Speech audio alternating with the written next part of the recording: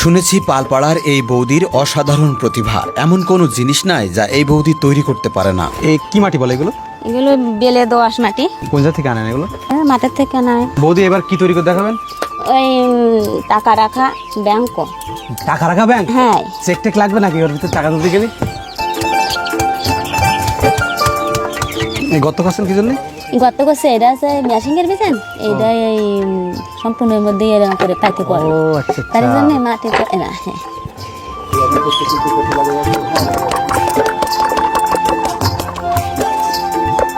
কাদা দিয়ে ব্যাংক বানাই দেবেন? কিভাবে সম্ভব? দেখেন টাকা রাখা ব্যাংক।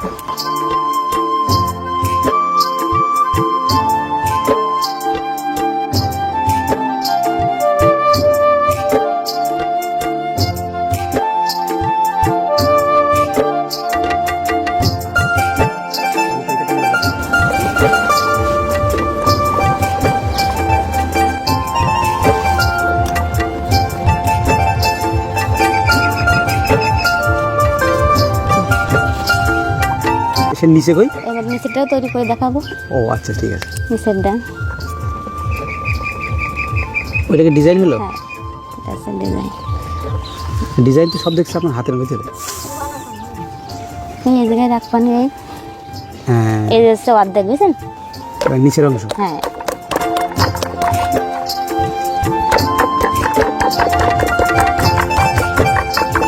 ওদি এমনি সুন্দর ছিল, তো পিটাচ্ছেন কেন? পিটাচ্ছেন কেন? ওই জোড়া দিতে গেলে বুঝছেন হ্যাঁ হ্যাঁ। মুখটা একটু চিকন বানায় নিতে। ও, ছোটবেলায় ওই ব্যাংক থেকে ভাবতাম যে আসলে কিভাবে তৈরি করে। বহুত জোড়া লাগানোর পরে উপর তো ধরে নিচে তো খুলে পড়ে যাবে না তো, বুঝেন? কিন্তু কিচ্ছু হবে না। আমি জোড়া লাগা দেবো আর খুলবে কি করে?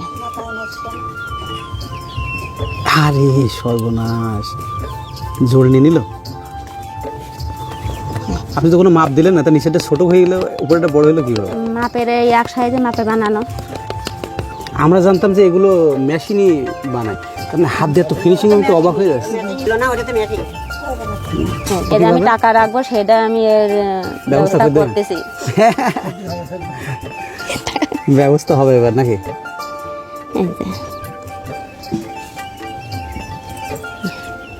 ওয়াও,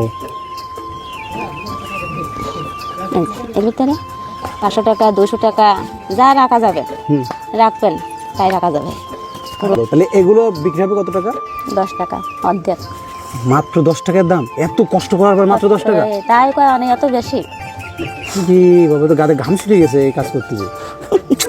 এর দাম তো 500 টাকা রাখা উচিত। 500 টাকা আমাকে যে খাটতে, তা তো দেখছি। 500 টাকা নালে তো আমাকে কষ্টের দাম করতে না।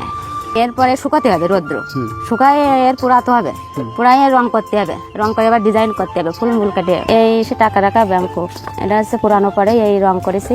এর সামনে দুর্গা পুজো আসতেছে, ও আচ্ছা। এই দুর্গা পুজোর বাজারে তুলবো। এগুলো একটু পূজা উপলক্ষে একটু সেল হয় বেশি না? এই যে আপনাকে ঈদের বাজারে উঠানো হয়।